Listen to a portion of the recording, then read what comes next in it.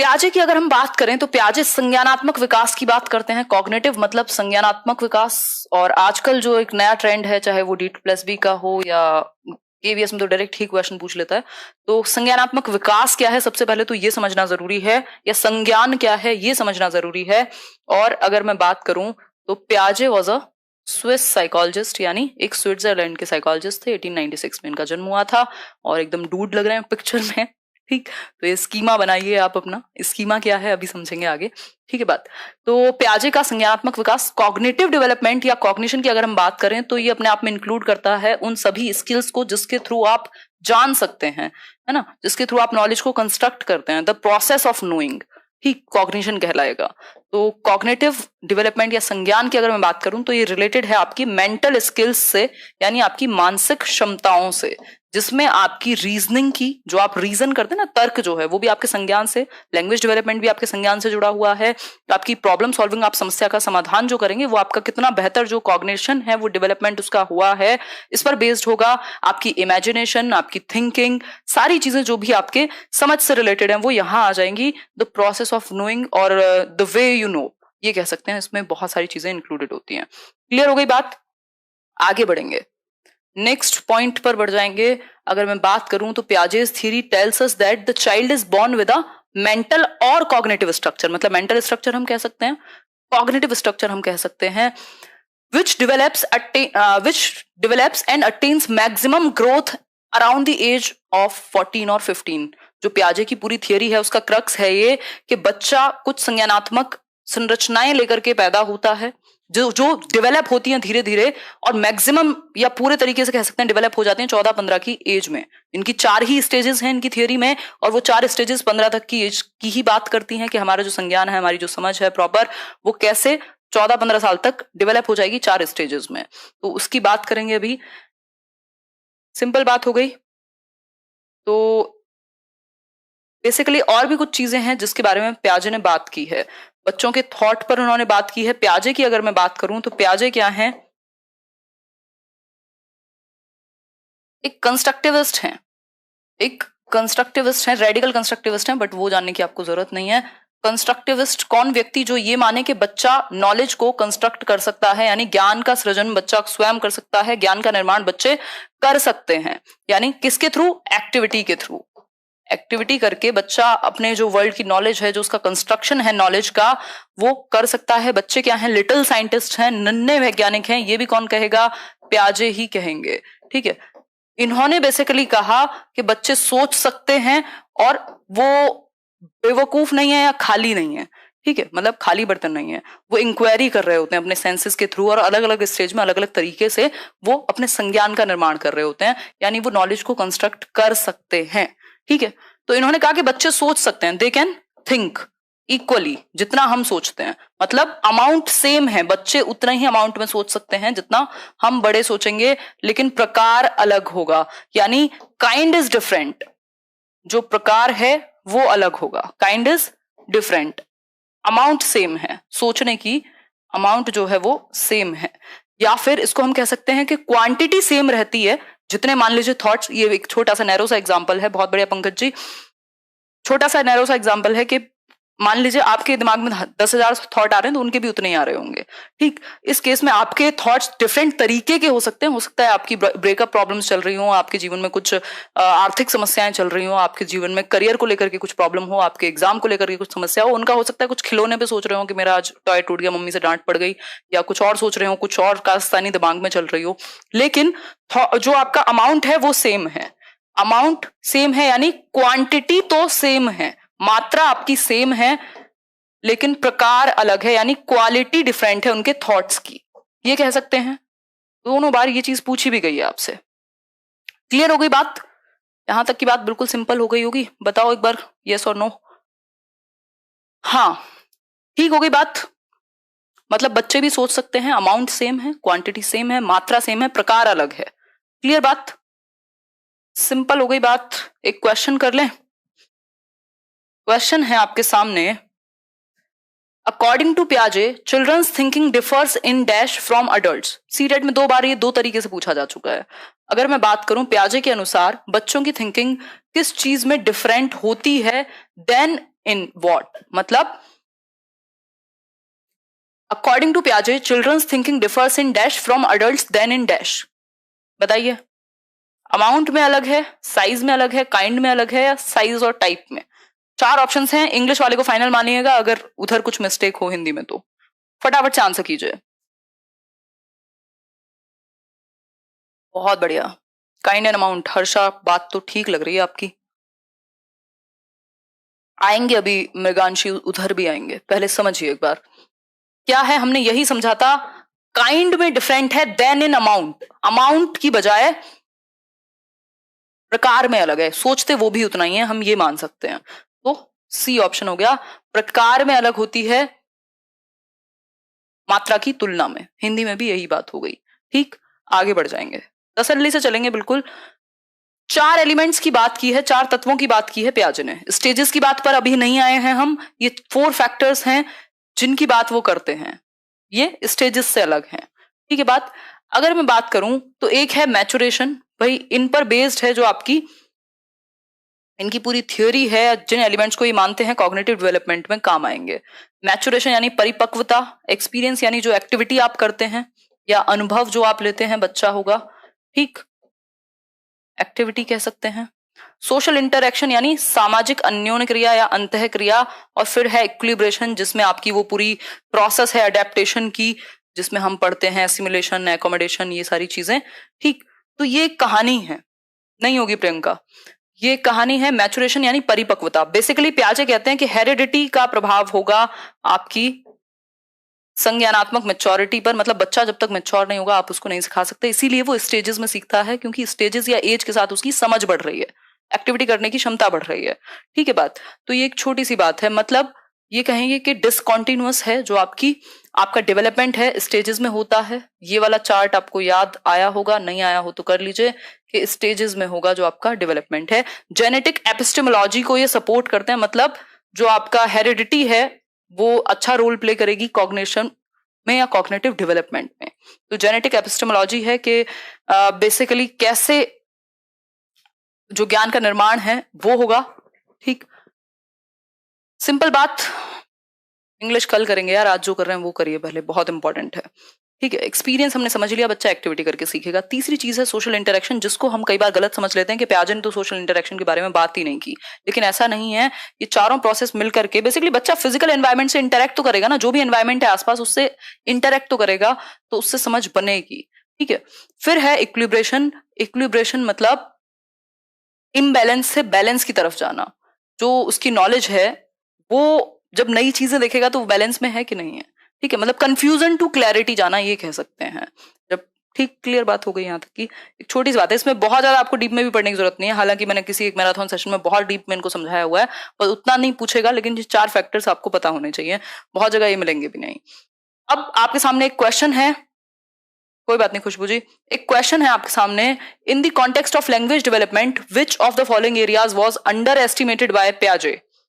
अब लैंग्वेज के बारे में अगर मैं बात करूं, हमने अभी क्या समझा था, 4 चीजें थी यहाँ, 4 चीजें थी, लेकिन यहाँ लैंग्वेज नहीं है इन 4 एलिमेंट्स में, क्योंकि पियाजे कहते हैं कि जो कॉग्निटिव डेवलपमेंट है उसकी वजह से भाषा विकास होगा, मतलब कितना बेहतर आपका संज्ञान, आपकी समझ, आपकी थिंकिंग, आपकी रीजनिंग, इन सब का डेवलपमेंट होगा, उतना ही बेहतर आपका लैंग्वेज डेवलपमेंट होगा, या कॉग्निशन से लैंग्वेज डेवलपमेंट जुड़ा हुआ है। इन्होंने ये नहीं कहा कि लैंग्वेज डेवलपमेंट से मदद मिल रही है कॉग्निटिव डेवलपमेंट में, जो कि वाइगॉस्की कहते हैं। ठीक है बात। तो यहां पर इस केस में जब इन चारों एलिमेंट्स में से लैंग्वेज पार्ट नहीं है, तो एक क्वेश्चन आता है आपके सामने, अकॉर्डिंग टू पियाजे theory which one out of the following will not influence one's cognitive development, यानी संज्ञानात्मक विकास को प्रभावित कौन सा एक कारक नहीं करता। अगर हम बात करें इन 4 ऑप्शंस की, फटाफट से आंसर कीजिए। पहला है लैंग्वेज, फिर है सोशल एक्सपीरियंस, मैचुरेशन, और देन आपका एक्टिविटी। आंसर कीजिए।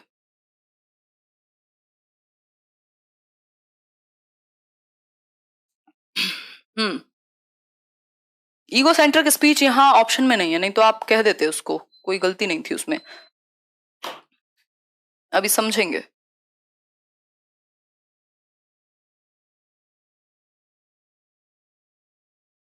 बिल्कुल, ए ऑप्शन हो जाएगा सिंपल। ठीक, भाषा। अगर मैं बात करूं तो इससे पहले और 2-3 चीजें जान लेते हैं। प्याजे ने, अगर भाषा की मैं बात करूं तो अभी हमने समझा था कि कॉग्निटिव डेवलपमेंट पे उन्होंने क्या कहा है कि जो कॉग्निशन है उसकी जितना बेहतर कॉग्निशन होगा या कॉग्निशन की वजह से क्या हो रही है, लैंग्वेज का डेवलपमेंट होगा। और अगर इस केस में बात की जाए तो उन्होंने एक स्पीच की बात की है, एक भाषा की बात की है, वो है ईगोसेंट्रिक स्पीच, जो बच्चे में आ जाएगी 2 से 6 वर्ष के बीच में, जो आपका प्री ऑपरेशनल पीरियड है, अभी आगे समझेंगे। ये जो ईगो सेंट्रिक स्पीच है, अहम केंद्रित वाक है, वो कहते हैं कि इसका कोई इस्तेमाल नहीं है, इसका कोई यूज नहीं है कॉग्निटिव डेवलपमेंट में, या it is of no use, मतलब कोई इसका इस्तेमाल नहीं है। ये बस बच्चा सेल्फ सेंटर्ड है, इसीलिए खुद से बातें करता है बोल बोल करके। इसी को वाइगोस्की ने प्राइवेट स्पीच कहा है, जो हम वाइगोस्की की थियरी में समझेंगे। ठीक हो गई बात, आगे बढ़े, आगे बढ़े। बिल्कुल, एक क्वेश्चन है इसी से संबंधित बात है, इन the context of language development, यानी भाषा विकास के कॉन्टेक्स्ट में इनमें से कौन सी एक चीज है जो अंडर एस्टिमेट की गई पियाजे के द्वारा? बताइए। Heredity, social interaction, egocentric speech, active construction by the child, क्या एक ऑप्शन होगा? भाषा के क्षेत्र में बात हो रही है, इन the context of language development, भाषा विकास के क्षेत्र में कौन सी एक चीज आपकी इंपॉर्टेंट नहीं है या फिर उसको अंडर एस्टिमेट किया गया पियाजे के द्वारा? आंसर कीजिए। प्रदीप जी ब्लॉक होने की इच्छा कर रहे हैं आपकी, कौन सी नेहा को क्या कह रहे हो? आंसर कीजिए, बहुत बड़े अंकिता। आंसर क्या होगा? C option, egocentric speech. Egocentric speech underestimate की गई, इसको इंपॉर्टेंस नहीं दी गई अगर मैं बात करूं लैंग्वेज डेवलपमेंट में। ठीक है, सिंपल बात, आगे बढ़ जाएं। ये हम कर चुके हैं डिस्कस। अब यहाँ पर 2 चीजें निकल के आती हैं जहां से ये पूरी कहानी शुरू होती है, जहां से सबसे ज्यादा क्वेश्चन पूछे जाते हैं। वो थोड़ा सा टेक्निकल हो गया, जो हमने अभी समझा है वो बहुत मुश्किल क्वेश्चन बनेगा, तब पूछेगा, नहीं तो जनरली नहीं पूछता। ठीक, अब यहां से अगर मैं बात करूं तो 2 चीजें हैं पियाजे की पूरी थियोरी में। एक तो है उनकी स्टेजेस, ये जो 4 स्टेजेस हैं जिनको मैं शॉर्ट फॉर्म में SPCF कह सकती हूँ। एक मिनट रुकिए, जिनको अगर जिनका हम एब्रीवेशन बनाएं तो SPCF कहा जा सकता है। SPCF बोले तो sensory motor, pre operational, concrete operational and formal operational. ये 4 स्टेजेस हैं, जिन 4 स्टेजेस को गो थ्रू करके बच्चे का कॉग्निटिव डेवलपमेंट यानी उसके संज्ञान का विकास होगा, उसकी टोटल जो समझ है उसका विकास होगा, जिसके थ्रू वो जानेगा चीजें, नॉलेज का निर्माण करेगा। इन 4 स्टेजेस में लेवल बढ़ता जाएगा और उसका जो संज्ञान का स्तर है वो भी बढ़ता जाएगा। ठीक है, अगर मैं बात करूं नेक्स्ट पॉइंट की तो ये है कॉग्निटिव प्रोसेसेस। कॉग्निटिव प्रोसेसेस हैं, कुछ प्रोसेस भी तो है ना इन स्टेजेस में, जो प्रोसेस यूज होती हैं, जनरली जो प्रक्रियाएं हैं जो मदद करती हैं संज्ञानात्मक विकास में, या एलिमेंट्स भी हैं इसके, ये कह सकते हैं। क्या हैं वो अगर मैं बात करूं तो कई सारे हैं, आपने हमेशा से सुनाई ही है, बहुत सारी कंफ्यूजन भी रहती है, चाहे वो स्कीमा हो, चाहे वो आपका एसिमिलेशन हो, एकोमोडेशन हो, एडेप्टेशन हो, ऑर्गेनाइजेशन हो, ये जितनी भी चीजें हैं वो सब कॉग्निटिव प्रोसेसेस हैं। अगर मैं बात करूं इक्विलिब्रेशन की तो इक्विलिब्रेशन है कंफ्यूजन टू क्लैरिटी जाना, यानी कॉन्फ्लिक्ट टू क्लैरिटी जाना। जो आपके दिमाग में है, जो बाहर है, वो दोनों बैलेंस में है तो आप इक्विलिब्रेशन में है। अगर मैं इक्विलिब्रेशन की बात करूं तो इसमें 2 चीजें आ जाती हैं। एक है आपका अडेप्टेशन की प्रोसेस, जिसमें ये पूरा आपका एसिमिलेशन और एकोमोडेशन आ जाएगा, और दूसरा है आपका ऑर्गेनाइजेशन, जिसका अपना कोई बहुत ज्यादा यूज नहीं है, बस वो स्कीमा को ऑर्गेनाइज फॉर्म में बनाए रखने का काम करेगा। अब इन सब चीजों को समझते हैं थोड़ा सा एक एक करके। ठीक है, समझिए एक बार। प्याजे नहीं होता तो हम वही डंडे से बच्चों को डील कर रहे होते शायद। देखिए एक बार, ये लैंग्वेज में भी पूछा जाता है हालांकि। आइए अब एसिमिलेशन समझते हैं। एसिमिलेशन, एकोमोडेशन, ये जो पूरी प्रोसेस है ये अडेप्टेशन की प्रोसेस है। ठीक है बात, इससे पहले स्कीमा समझ लीजिए। स्कीमा, हिंदी में भी स्कीमा ही कहेंगे। अगर मैं बात करूं तो ये मेंटल स्ट्रक्चर्स हैं हमारे कुछ, मेंटल स्ट्रक्चर्स हैं हमारे कुछ, इसको क्या हो गया,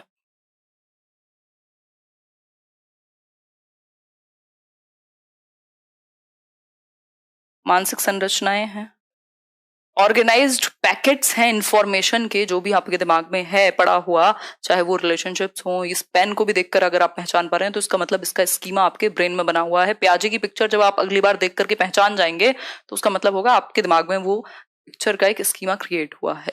ठीक है, तो हम बेसिकली जिन चीजों को रिकॉग्नाइज कर पाते हैं इन स्ट्रक्चर्स की वजह से, ये जो स्टोर्ड नॉलेज है एक ऑर्गेनाइज्ड फॉर्म में, इसकी वजह से हम क्या कर पाते हैं, रिकॉग्नाइज कर पाते हैं, चीजों को समझ पाते हैं, देख पाते हैं। ठीक है, तो ये मेंटल स्ट्रक्चर्स हैं, पैकेट्स ऑफ इंफॉर्मेशन है, रूम्स ऑफ इंफॉर्मेशन है, जिनमें आपकी एग्जिस्टिंग नॉलेज को एक प्रॉपर तरीके से स्टोर किया गया है। ठीक है बात। अब ये जो स्कीमा है ये अपडेट होता रहेगा, एक जैसा तो रहेगा नहीं। अब ये अपडेट कुछ प्रोसेसेस हैं जिनके थ्रू होगा, जो अडेप्टेशन की प्रोसेस कहलाती है कंप्लीट, जिसमें ये एसिमिलेशन और एकोमोडेशन है। सिंपल आपसे पूछ लेगा तो आपको पता है एसिमिलेशन एंड एकोमोडेशन। अगर बात की जाए यहां तो एक एक करके समझते हैं। स्कीमा को हमने समझा एक ऑर्गेनाइज्ड होल है, एक ऑर्गेनाइज्ड स्ट्रक्चर है जिसके बेसिस पे हम चीजों को पहचान पाते हैं, समझ पाते हैं, एक स्टोर्ड इंफॉर्मेशन है हमारे पास। ठीक है बात। अगर बात करें यहां एसिमिलेशन मतलब आत्मसात करना, आत्मसात करना, आत्मसात करना, और एकोमोडेशन इज समायोजन। इसमें सबसे ज्यादा कंफ्यूजन होती है हमें। ठीक है बात। अगर बात की जाए एसिमिलेशन मतलब आपकी जो प्रीवियस नॉलेज है आप उसमें कुछ ऐड कर रहे हैं। ठीक, ऐड किया, सिंपल आपने न्यू इंफॉर्मेशन को ऐड किया। एसिमिलेशन जो ऑलरेडी प्रीवियस आपका एग्जिस्टिंग स्कीमा है उसमें। ठीक, यानी आपको बर्ड का पता था, आपने कोई और बर्ड देखी और आपने देखा कि हाँ ये भी, ये ईगल है, ये भी बर्ड्स में ही आ जाएगा, तो आपने उस कैटेगरी में ऐड कर लिया। ठीक है बात। लेकिन अगर मैं बात एकोमोडेशन की करूं तो कई बार आपको जो ये स्कीमा है जो प्रीवियसली बना हुआ है उसको मॉडिफाई करना पड़ता है, उसको एडजस्ट करना पड़ता है, उसको नए तरीके से बनाना पड़ेगा। कैसे? मान लीजिए आपको कैट का तो पता था, लेकिन आपने, ये बहुत ही रेट्रो एग्जांपल है, कैट आपको पता था, आपने कैट देखी, 2-3 कैट्स देखी, बिल्लियां, और आपने कहा ये भी कैट है, ये भी कैट है, ये भी कैट है। ठीक है, ये ब्लैक कलर की कैट है, ये ऐसी कैट है, ये आपने एसिमुलेट किया हुआ था। लेकिन आपने एक दिन डॉग को देखा और आपने कहा ये बड़ी सी कैट है, ये बड़ी सी कैट है क्योंकि इसके भी 4 पैर हैं, एक पूंछ है ना। अब इस केस में क्या हुआ, आपने कहा ये डॉग है एसिमिलेशन के बेसिस पे, लेकिन मतलब कैट है, लेकिन किसी ने कहा नहीं ये डॉग है, ये डिफरेंट होता है, इसकी आवाज अलग होती है ना, या उसने भौंकना शुरू किया तो आप एकदम डिसइक्विलिब्रियम में चले गए कि यार ये तो कैट तो ऐसे नहीं करती थी। ठीक, तो उस केस में आपको ठीक करना पड़ेगा, अपनी जो प्रीवियस नॉलेज है उसमें बदलाव करना पड़ेगा। ठीक, मतलब मॉडिफिकेशन करना पड़ेगा, मॉडिफाई करना पड़ेगा, मैनिपुलेट करना पड़ेगा, एडजस्ट करना पड़ेगा। ठीक है, जिनको इसको समझने में बहुत दिक्कत होती है सिंपल तरीके से याद रख सकते हो। यदि आपको ऐड करना है इंफॉर्मेशन में, ऑलरेडी एग्जिस्टिंग स्कीम में कुछ न्यू इंफॉर्मेशन को ऐड करना है, सिंपल एसिमिलेशन, यानी आपने आत्मसात कर लिया। समायोजन में एडजस्टमेंट होगा, परिवर्तन होगा, चेंज होगा, मॉडिफिकेशन होगा, है ना। अगर वर्ड लिखा हो मॉडिफिकेशन, एडजस्टमेंट, मैनिपुलेशन, ये सारी जितनी भी चीजें हैं वो एकोमोडेशन में आती हैं। वहां आप सिर्फ ऐड कर ले रहे हैं आसानी से, वहां कॉन्फ्लिक्ट क्रिएट नहीं होगा। ठीक है बात, क्लियर हो गई यहां तक की बात। अगर बात की जाए इक्विलिब्रेशन की, जब आप किसी चीज को ऐड कर लेते हैं, जैसा कि आपने कैट के केस में किया, आपने एक दूसरे तरह की कैट देखी और आपने उसको इंक्लूड कर लिया, आपने कहा ठीक है, आपने एक और नई नई कैट देखी, मतलब एक बिल्ली को देखा, आपने कहा कैट है, तो मतलब आप इक्विलिब्रियम में है। इक्विलिब्रियम में मतलब बैलेंस में है, संतुलन में है। क्यों है संतुलन में? क्योंकि जो आपके दिमाग में है और जो आपने बाहर देखा दोनों बराबर की स्थिति में है, यानी बैलेंस में है, एक संतुलन बना हुआ है दोनों में। लेकिन आपके सामने एक नई सिचुएशन आई, आपके सामने एक डॉग आया, एक कुत्ता आया और उसने भौंकना शुरू किया और आप समझ नहीं पाए, या किसी ने आपको कहा कि ये कैट नहीं है, तुम इसको कैट मत समझो, ये डॉग है। अब आपके दिमाग में इस नई सिचुएशन ने क्या किया, डिसइक्विलिब्रियम क्रिएट कर दिया, डिसबैलेंस बना दिया। अब आप बैलेंस की स्थिति में नहीं है, जो आपके दिमाग में है और जो बाहर है वो दोनों चीजें मैच नहीं कर रही, तो आप डिसइक्विलिब्रियम में है। ठीक, असंतुलन की स्थिति में है। कब आएंगे संतुलन में? जब आप उसमें परिवर्तन कर लेंगे, कुछ मॉडिफिकेशन कर लेंगे, कुछ एडजस्ट कर लेंगे। कैसे करेंगे? एकोमोडेशन की प्रोसेस है यही, है ना। फिर आप एकोमोडेट करेंगे, नहीं कुत्ता होता है ऐसा और कैट होती है ये दोनों अलग हैं। अब आपने उसको बड़ी कैट नहीं मान लिया, आपने एक नया स्कीमा क्रिएट किया या एडजस्ट किया अपने पुराने स्कीमा में। ठीक है बात, तो ये एकोमोडेशन कहलाएगा। सिंपल बात, क्लियर हो गई बात? बहुत बढ़िया जसवंत सिंह जी, यहां तक कोई समस्या हो तो बताओ। स्पीड थोड़ी सी तो फास्ट रहेगी, तो रिवीजन के तौर पे भी आप इसको ले सकते हो। कोई बात नहीं काजल, 1-2 बार देखोगे तो समझ में आ जाएगा, अगर पहली बार देख रहे हो तो हो सकता है प्रॉब्लम हो। बिल्कुल ही, अगर या हिंदी वालों को भी प्रॉब्लम हो रही है। ठीक है, मैं और थोड़ा सा इसमें ट्रांसलेट करके चलूंगी। ठीक है, बहुत बढ़िया, चलिए सही है। जितने लोग देख रहे हैं लाइक, उससे ज्यादा बहुत ही अच्छी बात है। तो यहां तक कोई समस्या हो तो बताओ एक बार, मैं कमेंट देख पा रही हूँ। समझ आ गया। ठीक है, नाम वाम का छोड़ दो अभी, कंफ्यूजन बताओ, नहीं तो फिर डाउट क्लियर नहीं हो पाएगा। Not an no no issue, चलिए बहुत बढ़िया। ठीक है, एसिमिलेशन बेसिकली सिंपल है, जब आपने अपनी एग्जिस्टिंग नॉलेज में ऐड किया, अपने स्कीमा में ऐड किया, जो प्रीवियसली आपका एक स्कीमा बना हुआ है उसमें आपने कुछ ऐड किया, न्यू इन्फॉर्मेशन को ऐड किया, दैट इज एसिमिलेशन, यानी आपने आत्मसात कर लिया, जोड़ लिया उसी ज्ञान में।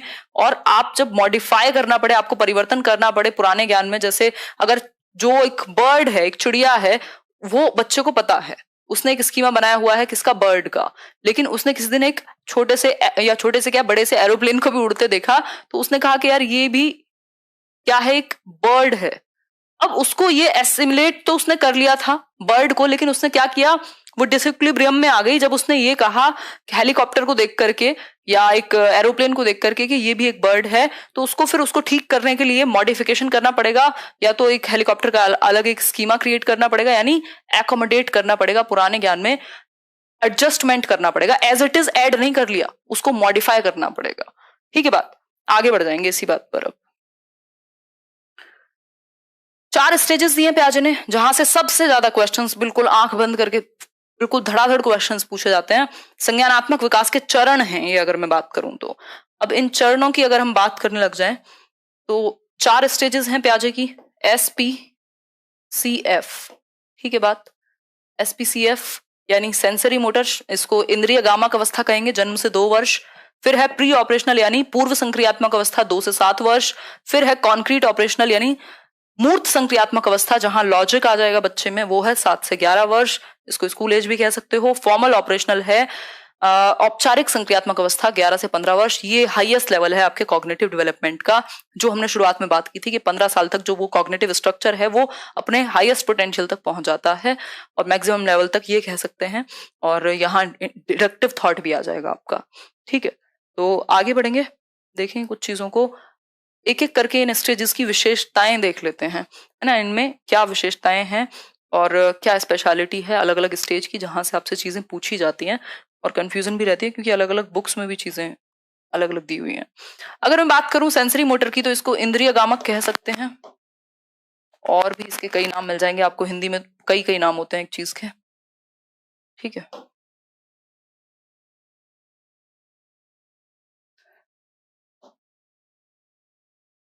इंद्रिय गामक क्यों कह रहे हैं, ये इंद्रिय का इस्तेमाल क्यों कर रहे हैं, सेंसेस का इस्तेमाल कर रहे हैं ना, सेंसरी मोटर, सेंसेस और मोटर एक्टिविटीज, मतलब अपने सेंसेस टच फील सी ये सब देख कर करके वो, और मोटर एक्टिविटीज, चलेगा फिरेगा, कुछ करेगा, ग्रास्प करेगा, किसी चीज को पकड़ेगा, पूरा वो अपने आप में साइंटिस्ट बना हुआ है बच्चा। और इस केस में सेंसरी मोटर में बच्चा सेंसेस से सीखेगा। एक चीज पूछी जाती है कि वो कौन सी स्टेज है जब बच्चा अपनी आंखों से, हाथों से, कानों से एक्टिविटीज करके सोचता है। मतलब हम सोचते तो मन में है ना, ऐसे दिमाग में सोच लिया, आपको कुछ भी सोचना था, लेकिन बच्चा कैसे सोचेगा, किसी चीज को टच करके, फील करके, आंखों से देख करके, कुछ करके एक्टिविटी। तो ये स्टेज कौन सी हुई, सेंसरी मोटर। मैं इसको कहती हूँ जनरली कि senses are teachers in this particular stage, मतलब कि जो आपकी इंद्रियां हैं वही आपके लिए आपके टीचर्स का काम कर रही हैं इस स्टेज में, क्योंकि बच्चा जो अपनी दुनिया की समझ है वो कैसे बनाएगा, जन्म से 2 वर्ष में चीजों को टच करेगा, फील करेगा, कहीं हाथ में कुछ गर्म लगेगा तो उससे दूर हटेगा, मतलब क्या हुआ कि वो अपनी समझ बना रहा है अपनी इंद्रियों का इस्तेमाल करके। ठीक हो गई बात यहां तक की, क्लियर है बात। तो ये बात हुई सेंसेस की। सेंस बेस्ड एक्शंस होंगे, मोटर एक्टिविटीज करेगा। अभी आप ऐसा, मतलब वो आप लोग फ्लाइंग बीस देखते ही हैं, मैं एग्जांपल्स भी देती हूँ कई बार, तो उनकी बेटी ने फोन तोड़ दिया, क्या किया वो, जो 2 इयर्स का एक बच्चा है, अगर उसको हर चीज, उसको नीचे, आपके घर में भी ऐसे बच्चे होंगे या छोटे जब होते हैं हम, हर चीज फेंक के कर देखनी है कि होगा क्या। ये लिटिल साइंटिस्ट बना हुआ है, वो कुछ ना कुछ एक्टिविटी करेगा, उसको टच फील और ये सारी सेंसेस के थ्रू वो काम करके वो अपनी एक समझ बनाता है। ठीक, तो ये क्या है, सेंसेस का यूज करके अपनी समझ बना रहे हैं बच्चे, क्यूरियस हैं कि अच्छा क्या होगा। ठीक, आपने भी कुछ कुछ चीजें खराब की होंगी बचपन में। क्लियर हो गई बात। बिल्कुल। इसके अलावा अगर मैं बात करूं तो एक चीज आती है जो बहुत ही कॉमन और बहुत ही इंपॉर्टेंट है, ऑब्जेक्ट परमानेंस। ऑब्जेक्ट परमानेंस यहां आ जाती है, आप लोग कंफ्यूजन में ना रहिएगा। ठीक, ऑब्जेक्ट परमानेंस यानी वस्तु स्थायित्व। वस्तु स्थायित्व मतलब वस्तु स्थायी हो गई। मान लीजिए इस पेन से बच्चा खेल रहा था 9 महीने से पहले, उसके बाद धीरे धीरे डेवलप होगा ये, लेकिन इस स्टेज में आ जाएगा। ठीक है, तो वस्तु स्थायी होती चली जाएगी। पहले वो इससे खेलता है, आप इसको ले गए, बच्चा नहीं रोएगा, ठीक है कोई बात नहीं। लेकिन जैसे ही जो मेमोरी है, जो स्मृति है उसके दिमाग में, वो डेवलप हो रही है, तो इस चीज के लिए वो बाद में रोएगा, खेलेगा, या आपने छिपाया है तो उसको ढूंढने का प्रयास करेगा। ठीक, तो मतलब वस्तु स्थायी हो गई है क्योंकि दिमाग में मेमोरी डेवलप हो रही है। तो ये हुआ क्या, ऑब्जेक्ट परमानेंस। ऑब्जेक्ट परमानेंट हो गया। अब out of sight out of mind नहीं होगा। आउट ऑफ साइट मतलब अब से पहले क्या होता था, जो आंखों के सामने है वो तो एग्जिस्ट करता है, उसका तो अस्तित्व है, लेकिन जो आपने हटा लिया उसको वो याद नहीं रखेगा। लेकिन अब अगर आप सामने से भी लगे तब भी वो उसके लिए रो सकता है, या उसके दिमाग में उसकी एक जो परमानेंट मेमोरी है वो बन गई है एक तरीके से। क्लियर हो गई बात? हाँ है, बिल्कुल है। चलिए, पानी बहुत है यहाँ, ठीक है। क्लियर हो गई बात? बेसिक सी बात है, ये दो बहुत इंपॉर्टेंट चीजें हैं अगर मैं बात करूं यहाँ की। हालांकि एक दो चीजें और भी हैं बट नॉट सो इंपॉर्टेंट। एक डेफर्ड इमिटेशन होता है, बच्चे ने आपको कुछ करते हुए देखा और तब नहीं बट थोड़ी देर के बाद या किसी दिन उसने भी वही चीज को दोहराया या वो काम किया, उस चीज का अनुकरण किया। मतलब अब उसने, इसको कहते हैं स्थगित अनुकरण। तभी के तभी नहीं, पापा को शेव करते हुए देखा तो वो भी किसी दिन शेव करने में लगा हुआ है क्योंकि उसने देखा था। तो ये चीज भी उसके अंदर आ जाती है, डेफर्ड इमिटेशन कहते हैं इसको। क्लियर हो गई बात? बिल्कुल। बहुत सारे रिफ्लेक्सेस खत्म हो जाते हैं, कुछ रिफ्लेक्सेस रह जाते हैं, जैसे पलकों का झपकना हमेशा रहेगा। बहुत सारे रिफ्लेक्स एक्शंस होते हैं स्टेज में, इस स्टेज में धीरे धीरे जाके खत्म हो जाते हैं। ठीक है, जैसे वो रूटिंग रिफ्लेक्स होता है वो खत्म हो जाता है। रूटिंग रिफ्लेक्स क्या होता है, ऐसे टच करोगे तो बच्चा ऐसे करेगा। ठीक, ये बेसिक बात है। रिफ्लेक्स एक्शंस होते हैं जिन जो अनैच्छिक क्रियाएं बोलते हैं आई थिंक, जिन पर हमारा कंट्रोल नहीं है, ऑटोमेटिक होती हैं, जैसे आपका हार्ट बीट। ठीक, आगे बढ़ जाएंगे, नेक्स्ट स्टेज पर चलेंगे तो यहां सेंसस से सीखेगा बच्चा। नेक्स्ट स्टेज है प्री ऑपरेशनल। प्री ऑपरेशनल का मतलब है पूर्व संक्रियात्मक। पूर्व संक्रियात्मक मतलब लॉजिक आने से पहले।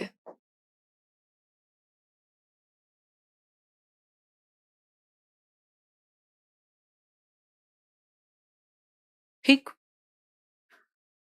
बिल्कुल क्लियर, बहुत बढ़िया फरा। देखिए, पूर्व संक्रियात्मक 2 से 7 वर्ष है। अब धीरे धीरे धीरे धीरे बच्चे में बाकी चीजें भी डेवलप होंगी क्योंकि उसका कॉग्निटिव लेवल बढ़ रहा है ना, वो पीछे थोड़ी जा रहा है, उसकी समझ बढ़ रही है। ठीक, एक्टिविटीज कर करके वो सीख रहा होगा। लिटिल साइंटिस्ट ऐसी थोड़ी काय पे आज उन्हें। तो पूर्व संक्रियात्मक की अगर मैं बात करूं तो इसमें एक चीज आती है भयंकर तरीके से, वो है ईगो सेंट्रिक स्पीच।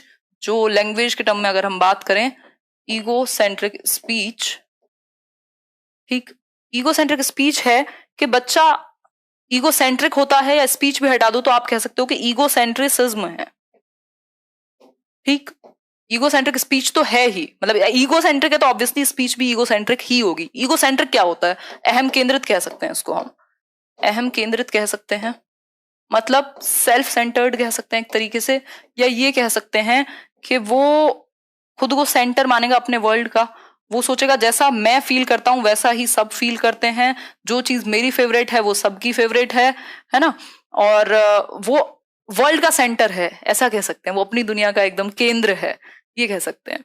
ठीक, तो इस केस में वो मतलब दूसरे का पर्सपेक्टिव नहीं समझ पाएगा, ये कह सकते हैं। और वैसे भी इतना छोटा बच्चा है, कहाँ से बात आ गई, लेकिन फिर भी हम कह सकते हैं कि जो परिपेक्ष है दूसरे का, या जो नजरिया जिसको हम कह रहे हैं, या वो हर चीज को खुद से फील करके देखेगा। मतलब अगर उसका मन है खेलने का, या उसे चॉकलेट पसंद है, तो पापा का कैसा भी मूड है, उसको चॉकलेट पसंद है तो उसे लगेगा इनको भी यही काम पसंद होगा जो मैं करता हूं अभी। ठीक, तो बेसिकली वो हर चीज को खुद को हर चीज के सेंटर में रखेगा, केंद्र में रखेगा। तो ईगो सेंट्रिक है यानी सेल्फ सेंटर्ड है, ये कह सकते हैं। स्व केंद्रित भी कह देते हैं इसको, सेल्फ सेंटर्ड है। ठीक है बात, सिंपल बात। शेयर नहीं करना चाहेगा चीजों को, एग्जैक्टली बहुत बढ़िया, सही है प्रिया। हाँ प्रदीप, बिल्कुल सही बोल रहे हो। जो पिछले वाली स्टेज है वहां एक और चीज आती है, गोल डायरेक्टेड बिहेवियर, जिसको मिस कर दिया मैंने। गोल डायरेक्टेड बिहेवियर होता है लक्ष्य निर्देशित व्यवहार, कि बच्चे ने कोई चीज रखी देख ली तो वो वहां तक उसको लक्ष्य बना करके जाएगा। ये पिछली स्टेज का एक गुण है, तो ये आप सुन करके याद रखेंगे या नोट्स में ऐड कर लीजिएगा अपने। ठीक है बात, तो ये एक छोटी सी बात हो गई। यहां इंट्यूटिव रीजनिंग है, यहां बच्चा प्रॉपर लॉजिकल रीजनिंग नहीं दे सकता, इंट्यूशन के आधार पर काम करेगा। मतलब लॉजिक नहीं आया अभी, रीजनिंग नहीं आई अभी, इंट्यूशन है या इंट्यूटिव रीजनिंग जिसको ट्रांसडक्टिव भी कह देते हैं। मतलब उसको लगता है बहुत सारी चीजों का कि ये चीज मुझे पता है। या फिर अगर मैं बात कहूं जैसे ट्रांसडक्टिव रीजनिंग की बात करूं, तो ट्रांसडक्टिव रीजनिंग में होता है कि वो टेढ़े मेढ़े लॉजिक देगा जो लॉजिकल नहीं है अपने आप में, है ना। जैसे उसको लगता है कि भाई जो चंद्रमा है, जो मून है, वो क्या है, एक गोल है, और जो मेरी बॉल है वो भी गोल ही है, इसलिए जो मेरी बॉल है वो चंद्रमा है, चंद्रमा है तो मेरी बॉल है, जो मून है वो बॉल की तरह है। इस तरीके की चीजें वो अपने आप रिलेशन बनाने की कोशिश करता है। ठीक है बात, धन्यवाद रितेश। आगे बढ़ते हैं। सिंपल, यहां तक की बात क्लियर हो गई आपकी। अब यहां इरिवर्सिबिलिटी होती है, बच्चा अपने थॉट को रिवर्स नहीं कर पाएगा। इरिवर्सिबिलिटी होती है यानी अपरिवर्तनशीलता का गुण होगा। मतलब वो जैसे 5+4 है तो ये 9 है, और 4+5 कह लीजिए, या 2+2+5 ये भी 9 होंगे। मतलब वो रिवर्स नहीं कर पाएगा अपने थॉट को। अगर आपने उसको कहीं भेजा है, वहां से वापस आने के रास्ते में भी उसको प्रॉब्लम हो सकती है, क्योंकि वो रिवर्स नहीं कर पाता थॉट को। सेंट्रेशन का गुण है, मतलब एक ही एस्पेक्ट देख पाता है किसी एक चीज का। केंद्रीकरण है, विकेंद्रीकरण नहीं आया, मतलब वो बाकी एस्पेक्ट्स, बाकी परिप्रेक्ष्य नहीं समझ पाता किसी एक चीज की, वो एक ही तरह से देख पाता है। मतलब अगर उसको ये पेन देखना है, या तो वो उसकी हाइट ही देखेगा या फिर इसके कलर पे ध्यान होगा, दोनों में से एक ही चीज पर फोकस होगा। मतलब एक ही गुण पर वो फोकस कर पाता है इस स्टेज में। क्लियर हो गई बात। एक और चीज है यहां, वो है एनिमिज्म। एनिमिज्म है निर्जीव चीज को सजीव समझना, जीववाद कहते हैं इसको आई थिंक। निर्जीव चीज को समझ के कैसे वो सजीव समझेगा। भाई कोई बॉक्स है, उससे उसका पैर टकराया और चोट लग गई, ठीक, बहुत बढ़िया।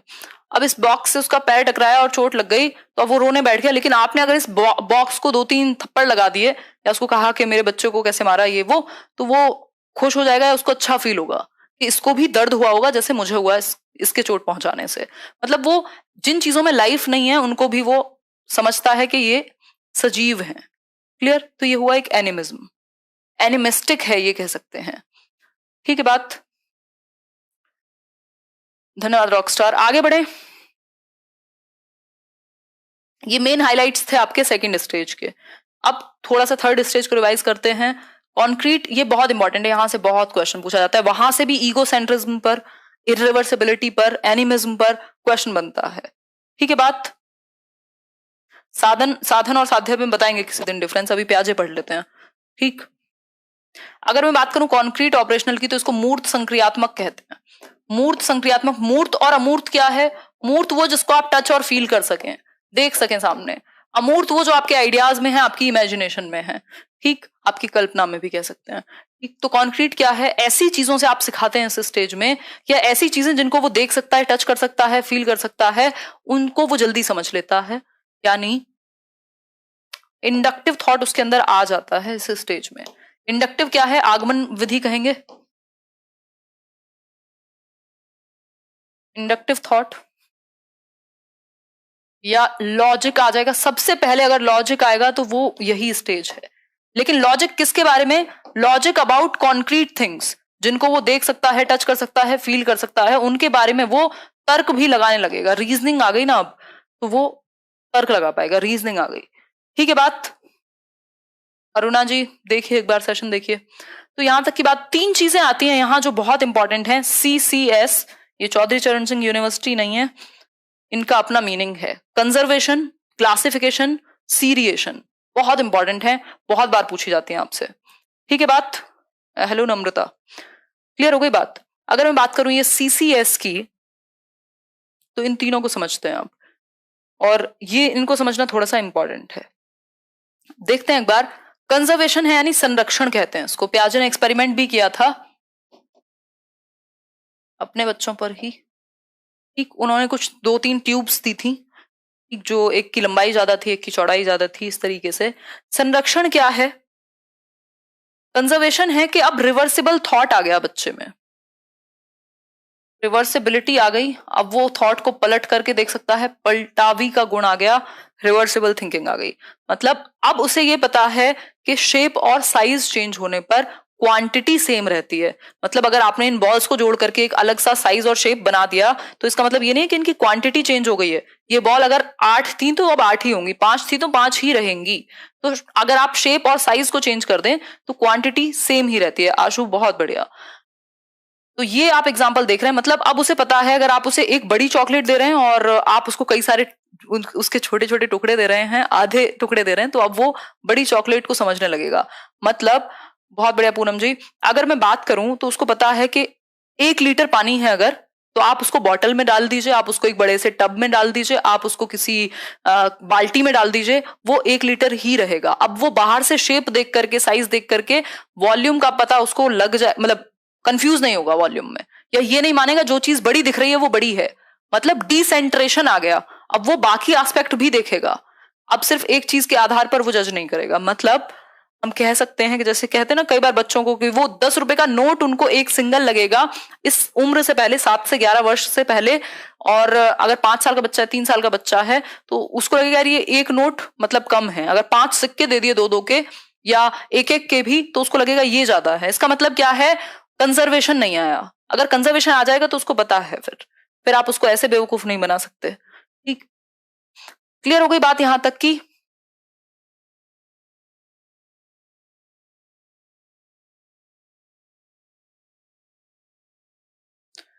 देखिए एक बार चला होगा अभी फिर से। ये कुछ ना कुछ प्रॉब्लम्स होती रहती हैं आजकल। हम्म। अभी चल गया होगा।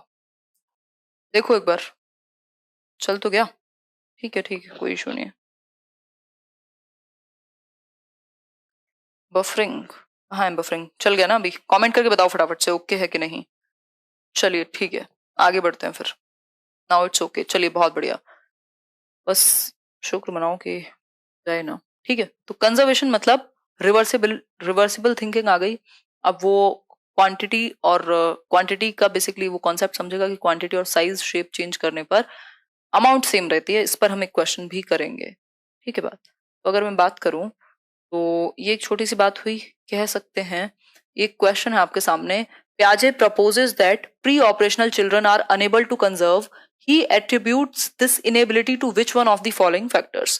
मतलब प्याजे कहते हैं कि जो प्री ऑपरेशनल बच्चे हैं, प्री ऑपरेशनल स्टेज के 2 से 6 या 7 वर्ष तक के बीच में, वो कंजर्व नहीं कर पाते। जो अभी हमने संरक्षण का गुण समझा है वो उनमें नहीं होता।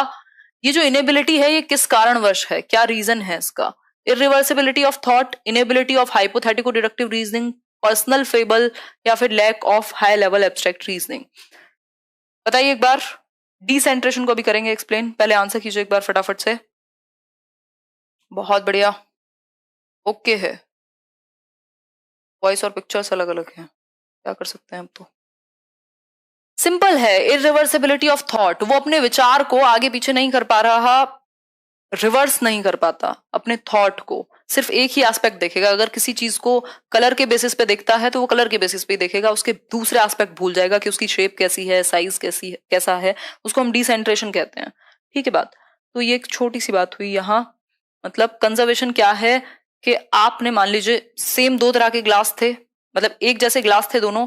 एक ग्लास में से जो भी जूस है उसको एक पतली सी ट्यूब में डाला जो लंबी है, बट अमाउंट सेम है इसकी।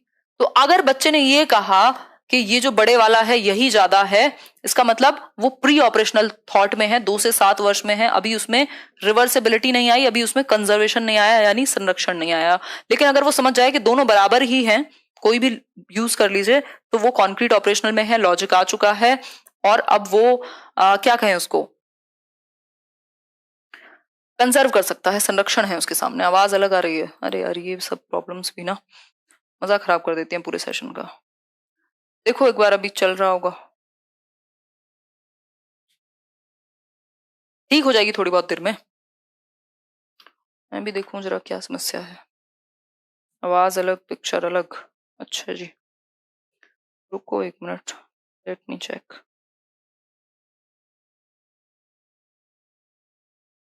ठीक चल रहा है, कोई दिक्कत नहीं है, यहाँ तो ठीक है। चलिए फिर बढ़ते हैं आगे। मेरा बर्थडे है रिजवान, हैप्पी बर्थडे, और जिनका भी है और जितने लोग भी अब कहेंगे जिनका नहीं भी है उनको भी। ठीक है, आगे बढ़ते हैं, चलिए कंटिन्यू रखिए बिल्कुल। चलिए फिर पीछे चलते हैं वापस से, अभी तो वाइगॉस्की है, फिर कोहलबर्ग करेंगे।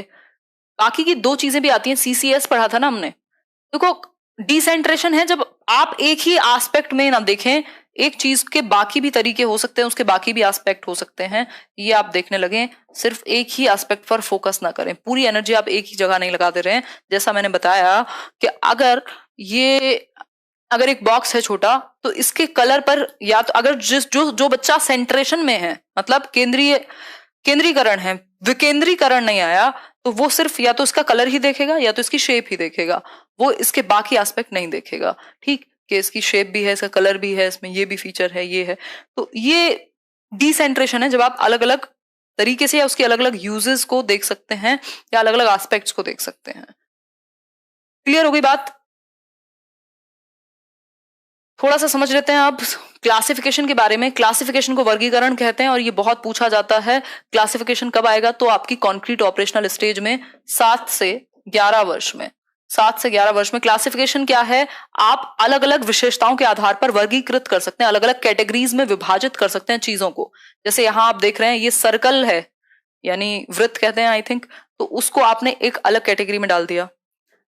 ये स्क्वायर है तो आपने एक अलग साइड में डाल दिया, ये रेक्टेंगल है तो उसको अलग डाल दिया, और उसमें भी कलर देखा कि जो ग्रीन रेक्टेंगल है उसको ग्रीन के साथ रखा, जो व्हाइट रेक्टेंगल है उसको व्हाइट के साथ रखा। यानी कि आप विशेषताओं के आधार पर क्या कर सकते हैं? कैटेगरीज में विभाजित कर सकते हैं, वर्गीकरण कर सकते हैं। दैट इज कॉल्ड क्लासिफिकेशन, यानी कि वर्गीकरण। क्लियर हो गई बात? यहां तक की बात क्लियर? मैच नहीं कर रही वॉइस, कौन कह रहा है? मैच या सही चल रही हैं चीजें? ठीक है, बात आगे बढ़ते हैं। तो ये हुआ क्लासिफिकेशन, जब आप विभाजित कर सकते हैं। सीरिएशन, सीरिएशन क्या है? सीरिएशन मतलब आप सीरीज में विभाजित कर रहे हैं, सीरीज में लगा पा रहे हैं, ये कह सकते हैं। क्रमिक रूप से आप लगा पा रहे हैं, ये कह सकते हैं। भाई छोटा, फिर उससे बड़ा, फिर उससे बड़ा, फिर उससे बड़ा, असेंडिंग डिसेंडिंग दोनों ऑर्डर्स में आप लगा सकते हैं। ये है सीरिएशन। जैसे आप देख रहे हैं, ये सबसे छोटा, फिर उससे बड़ा, फिर उससे बड़ा, फिर सबसे बड़ा। उसी तरीके से आप सबसे बड़ा, फिर उससे छोटा, फिर उससे छोटा, मतलब असेंडिंग और डिसेंडिंग ऑर्डर में आप सीरीज में लगा सकते हैं, ये कह सकते हैं इसको हम। क्लियर हो गई बात? यहां तक की बात? तो ये एक बेसिक सी बात है, ये क्वेश्चन हम कर चुके हैं। अब आती है फोर्थ स्टेज, जिसके बाद प्याजे खत्म, फिर हम वाइगॉस्की पर जाएंगे और कोहलबर्ग को बहुत अच्छे से करेंगे। अगर मैं बात करूं यहाँ, तो ये फोर्थ स्टेज है, फॉर्मल ऑपरेशनल, ये आखिरी स्टेज है। अगर मैं बात करूं प्याजे की, सब कुछ ठीक है, अनामिका कह रही है। अपना रिफ्रेश कर लीजिए जो कनेक्शन है, एक बार बंद करके वीडियो फिर से चला लीजिए, तो शायद ठीक हो जाएगी जो प्रॉब्लम है वॉइस मिसमैच की। फॉर्मल ऑपरेशनल है औपचारिक संक्रियात्मक अवस्था, औपचारिक संक्रियात्मक अवस्था। ठीक है बात? मतलब अब ये हाईएस्ट लेवल है कॉग्निटिव डेवलपमेंट का, जहां बच्चे में इंडक्टिव डिडक्टिव दोनों तरह के थॉट आ चुके हैं। इंडक्टिव तो पहले ही आ गया था। कॉन्क्रीट चीजों को लेकर के हमने एक बात डिस्कस की थी, लॉजिक आया है बच्चे में, वो रीजनिंग लगा पाएगा, लेकिन कहाँ? उन चीजों को जिनको वो देख सकता है, टच कर सकता है, फील कर सकता है। लेकिन अगर मैं बात करूं यहाँ के एब्स्ट्रैक्ट चीजों को लेकर के लॉजिक कब आएगा, तो वो आएगा फॉर्मल ऑपरेशनल स्टेज में, क्योंकि एब्स्ट्रैक्ट थिंकिंग, अमूर्त चिंतन जो है वो यहीं डेवलप होगी। एब्स्ट्रैक्ट मतलब आप ऐसे विषयों पर भी, ऐसे जटिल विषयों पर भी सोच सकते हैं जो आपके सामने ना हो, जो आपसे रिलेटेड ना हो, दूसरों के पूरे पर्सपेक्टिव्स, उनसे रिलेटेड फीलिंग्स, सारी चीजें आप समझ सकते हैं। तो एब्स्ट्रैक्ट थिंकिंग आ जाएगी इस स्टेज में, ये कह सकते हैं हम। यानी अमूर्त चिंतन, वो चीजें जो आइडियाज में हैं, जो इमेजिनेशंस में हैं, उन पे भी आप सोच पा रहे हैं। तो एब्स्ट्रैक्ट चीजों के बारे में लॉजिक कब आएगा? तो फॉर्मल ऑपरेशनल में। कॉन्क्रीट चीजों के बारे में लॉजिक कब आएगा? तो वो आएगा आपका कॉन्क्रीट ऑपरेशनल में। या सिंपल पूछ ले लॉजिक कब आएगा, तो कॉन्क्रीट ऑपरेशनल में। लेकिन जैसे ही वर्ड लिखा हो एब्स्ट्रैक्ट, एब्स्ट्रैक्ट मतलब अमूर्त, तो समझ जाओ बात कि बात हो रही है फॉर्मल ऑपरेशनल की। ठीक? हाँ, आयु गलत है, सही बोल रहे हो आप, ये गलती से टाइप हो गया होगा। 11 से 15 इसको लिख लेना, 11 ईयर्स एंड अबव लिख लेना। ठीक है बात? क्लियर हो गई बात? 11 साल से 15 वर्ष। कोई बात नहीं गौरव, फिर से देखना, नेटवर्क ठीक नहीं है। अच्छा कोई बात नहीं, क्या कर सकते हैं। भूख लग रही है, खा लो जाके, लेके बैठ जाओ। ठीक, तो ये एक सिंपल सी बात हुई। एब्स्ट्रैक्ट थिंकिंग, डिडक्टिव लॉजिक आ जाएगा। और अगर मैं बात करूं, एक दो चीजें और आती हैं, हाइपोथेटिको डिडक्टिव रीजनिंग, मतलब साइंटिफिक थिंकिंग आ जाएगी, ये कह सकते हैं। हाइपोथेसिस वो कर सकता है, ऐसे कॉम्प्लेक्स टॉपिक्स पर वो सोच सकता है जो उसके सामने नहीं है ना, जो इकोनॉमिस्ट में पाई जा सकती है। अगर कोई इकोनॉमिस्ट आपसे 5 साल पहले ये घोषणा करे कि जो इकोनॉमी है वो डाउन जाएगी, तो मतलब क्या है कि उसने एक ऐसा एनालिसिस किया है जो हाइपोथेटिकल है, जो परिकल्पना है, जो उसके एक्सपीरियंसेस के बेसिस पे है, जो ऐसा नहीं हवा में तीर है, लेकिन कुछ साइंटिफिक स्टडी या कुछ उसकी साइंटिफिक थिंकिंग है जो वो आगे तक का देख पाएगा। या जितनी भी रिसर्च वगैरह कर रहे हैं साइंटिस्ट, वो सब कह सकते हैं हाइपोथेटिको डिडक्टिव लॉजिक का यूज किया जाता है। ठीक है बात